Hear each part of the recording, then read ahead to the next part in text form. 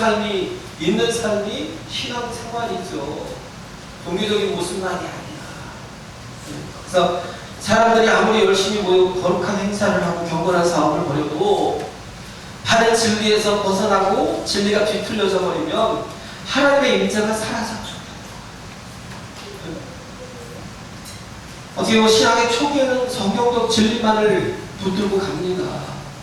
그렇지만 세월이 흐르면서 조금씩 성경적 진리에서 멀어지게 되고 어떻게 보면 많은 규칙과 관례와 습관들이 생기면서 나중에는 부흥이나 하나님의 능력이 일어나지 않는 제도적인 교회로, 그냥 제도적인 교회로 타락해버리는 거예요. 우리는 세상과 달라도 괜찮아요. 오히려 다른 교회들과 달라도 괜찮아요. 중요한 건 뭐예요? 우리는 진리를 쫓아가야 됩니다. 할렐루야. 네, 진리를 쫓아가야 된다는 거예요. 그래서 예수님이 예루살렘에 올라가셔서 유대 사회의 지도자들과 논쟁을 벌이시잖아요. 그러면서 예수님이 보이시는 게 뭐예요? 이 논쟁을 통해서 유대 사회가 왜 하나님의 역사가 없으며 그들이 어떤 방향으로 가고 있는지를 보여주고 있다는 거예요. 그래서 예수님이 성전에 들어가자마자 하신 일이 뭐예요? 성전에서 장사하는 자들의 상을 다 엎어버리시고, 그렇죠? 다 내어주시고, 그들이 가지고 있던 가축들을 다 쫓아버리셨잖아요. 근데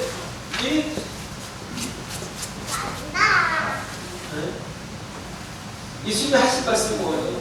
너희가 내 아버지 집은 기도하는 집인데 강도의 소굴로 만들었다. 장사하는 자들의 그런 이득을 보고 이물을 남기는 그런 일들을 성전 안에까지 가지고 들어와서, 그래서 너희들이 오히려 기도하는 집을, 거룩한 집을, 하나님의 임재하시는 정말 온전한 집을 강도의 소굴로 만들었다는 거죠. 그러면 다 내어쫓으실 때 나중에 다시 이 지도자들과 또 예수님 만나잖아요. 대제사장들과 또 여러 장로들과 또 성관들이 예수님 앞에 나와서 묻습니다. 뭘 물어요? 네가 도대체 무슨 권세가 있기에 우리의 앞마당에서 이런 짓을 벌였느냐? 너 도대체 무슨 권세를 가지고 누가 너한테 이런 권세를 주었다고 이런 짓을 하느냐는. 근데 가만히 돌아보면 그러잖아요. 성전을 강도의 구렬로 만든 사람들이 누구예요? 제사장들이에요. 장로들이에요. 그들이 자기들의 이익을 얻겠다고, 이익을 얻겠다고 그 거룩한 성전의 마당을 뭘로 바꿨어요? 장사하는 자들의 장사치들이 이익을 남길 수 있도록, 그것도 폭리를 취할 수 있도록 그렇게 하고 그것에서 득도를 받고. 주 70년에 예수님께서 돌아가신 지 한 40년도 채 안 됐죠.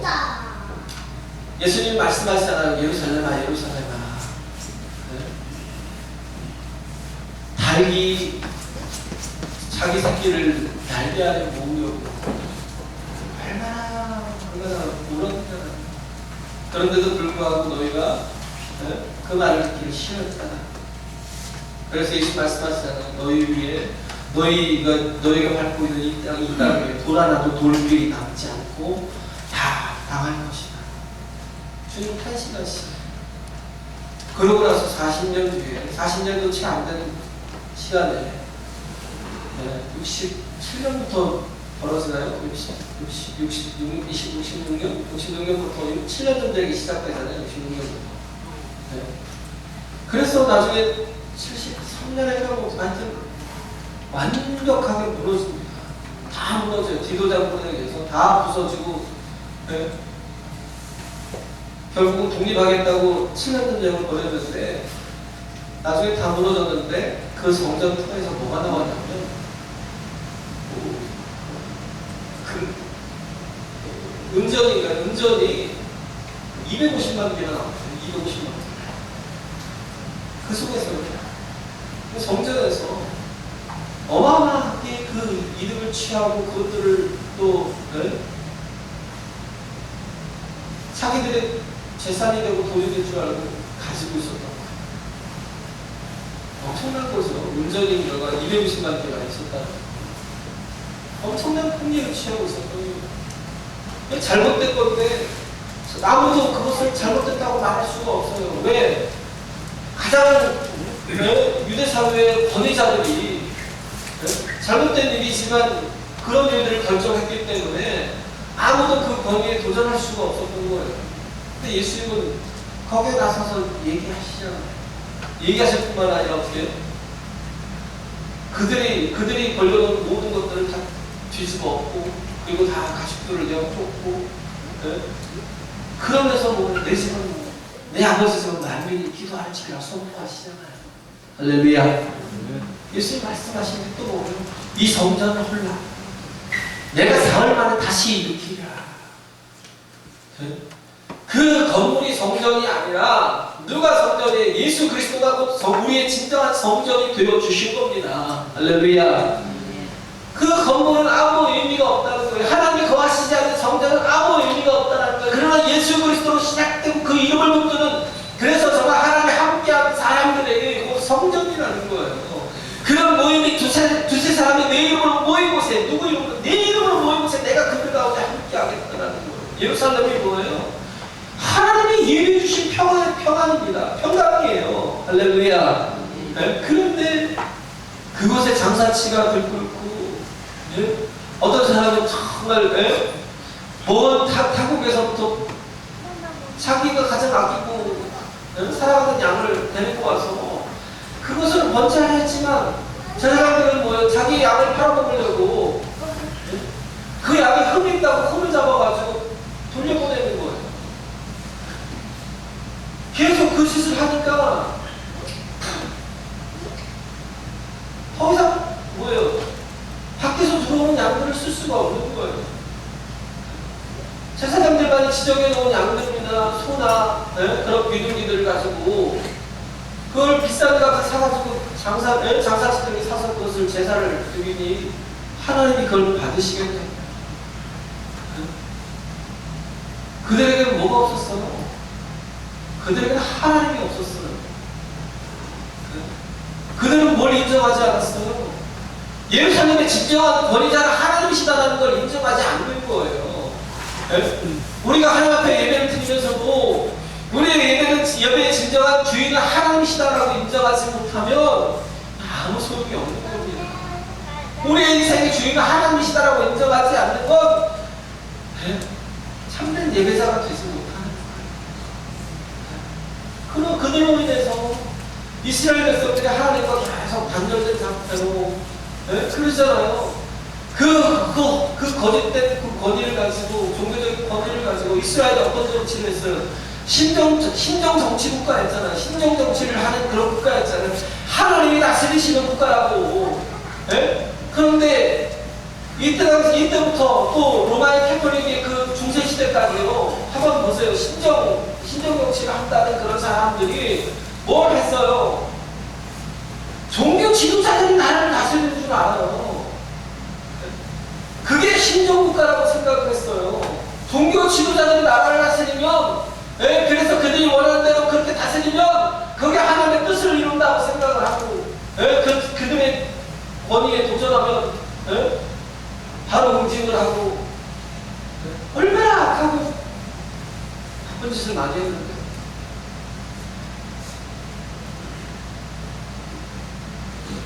이들은 하나님의 주권을 인정하지 않았어요. 하나님의 권위를 인정하지 않았어요. 하나님의 주인이신 걸 망각하고 이 예루살렘이 자기들의 땅이요, 자기들의 영토요, 자기들의 모든 그 꿈꾸는 모든 그런 어떤 정말 야망을 다 이루어주는 그런 자리라고만 생각을 했지 그것이 하나님이 얼마나 거룩하게 여기는 자리인지 생각하지 못했다. 우리의 삶도 그래요. 우리의 삶도 교회는 진정한 교회는 뭐예요? 하나님의 주인이심을 인정하는 교회입니다. 할렐루야. 진정한 성전된 성도는 내 인생의 주인은 하나님이시라고 인정하는 사람입니다. 하나님은 나를 다스리시고 인도하시고 나를 붙들어 주시는. 그래야 내가 산다는 거. 여호와는 나의 목자시니 내가 부족함이 없으리로다. 다윗의 고백같이. 네? 하나님이 나의 목자이시기에, 그가 나의 주인이시기에. 목자가 뭐예요? 주인이에요. 양은 누구예요? 목자의 소유예요. 그가 내 여호와는 나의 목자시니, 그가 나의 주인이시니 내가 부족함이 없으리로다.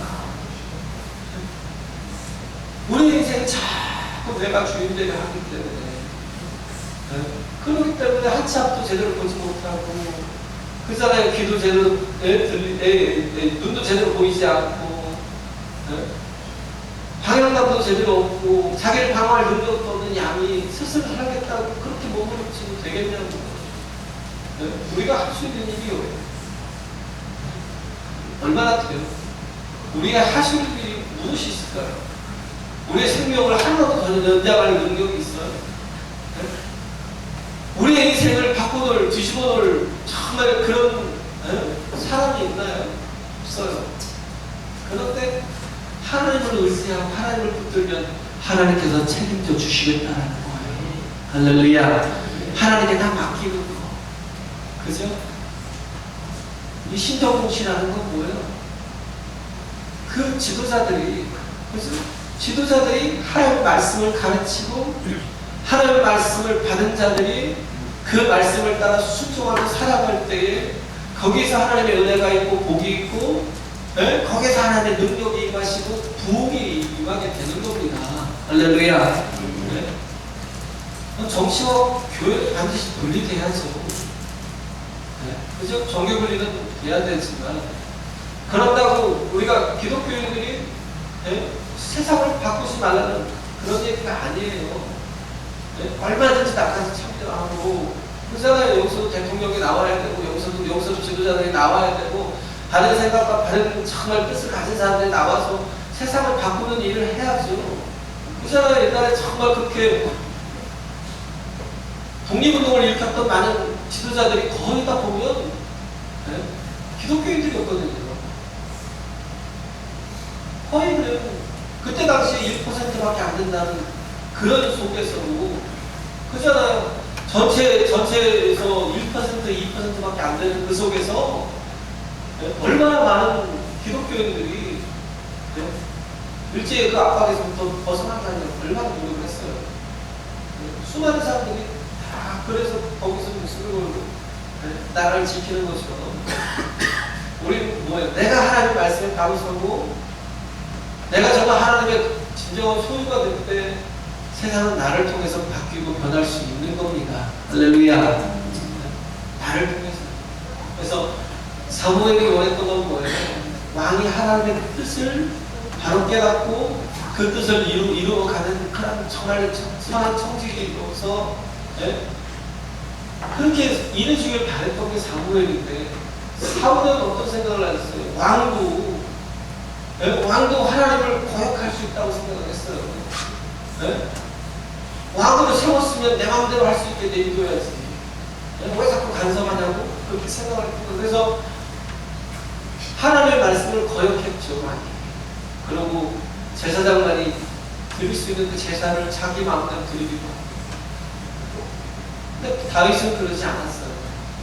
다윗은 하나님의 뜻이 무엇인가를 깊이 성찰하고 살피고, 그리고 그 뜻을 가지고 백성들을 이끌어갈 때에 그때 진정한 하나님의 부흥이 일어나더라는 거예요. 할렐루야. 진정한 부흥이 있다는 거예요.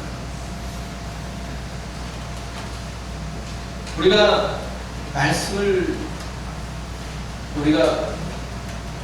말씀을 통해서 우리가 하나님의 뜻을 알잖아요. 자꾸 생각을 해야죠. 어떻게 보면 생각이 깊은 사람들이 참 인생에서 만나서 잠깐 대화를 나눠도 도움이 됩니다. 그죠?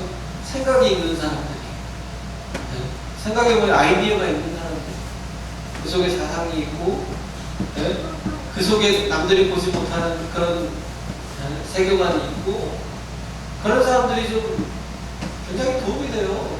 그잖아요. 그 스티브 잡스가 강의 한 번에 한 것 가지고도 얼마나 전 세계 사회적 이슈가 돼요. 그죠? 처칠이 그랬다잖아요. 어느 제학교에서. 원래 말씀에도 없었대요. 천천히 대학교에 가서 강의를 하는데 말씀에도 없으니까 뭐 짧게 3번 반복하고 내려갈까. Never give up, never give up, never give up. 절대 포기하지 마. 절대 포기하지 마. 절대 포기하지 마. 근데 그 한마디가 지금도 계속 회자되고 있잖아요. 생각이 없는 사람들이 참 중요하죠. 맨 자기 감정만 얘기하고, 그치? 나는 막 그냥 뭐가 없었다고, 뭐가 폭폭하다고, 속상하다고, 자기 감정만 얘기하고. 근데 우리가 정말 나눠야 될 게 뭐예요?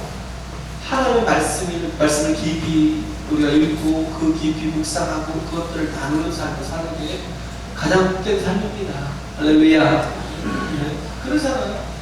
어떤 사람과 대화를 나누는 그런 사람도 있어요. 자기의 어떤 자꾸 감정만 자꾸 얘기하는 사람이 있는가 하면 어떤 사람은 사상을 얘기하고 어떤 사람은 사건을 얘기하고 여러분 요즘 맨날 나오는 게 사건에 관한 거잖아요. 뭐 박근혜 대통령이 어떻게 했다고 그러고 누가 뭐 김기춘이 어떻게 했다고 계속 뭐 누가 어떻게 했다고 뭐 방기문이 뭐 했는데 자꾸 그 얘기만 세상에 또 뭐 어디서 무슨 사고가 터졌네 뭐 며칠 추돌이 있었다고 사건만 얘기하는 사람이 있고 어떤 사람은 또 사람만 얘기하는 사람이 있어요. 누가 어쨌다 누군 저 사람은 뭐하고 어쩌고 제발 모이면 사람 얘기하는 거야.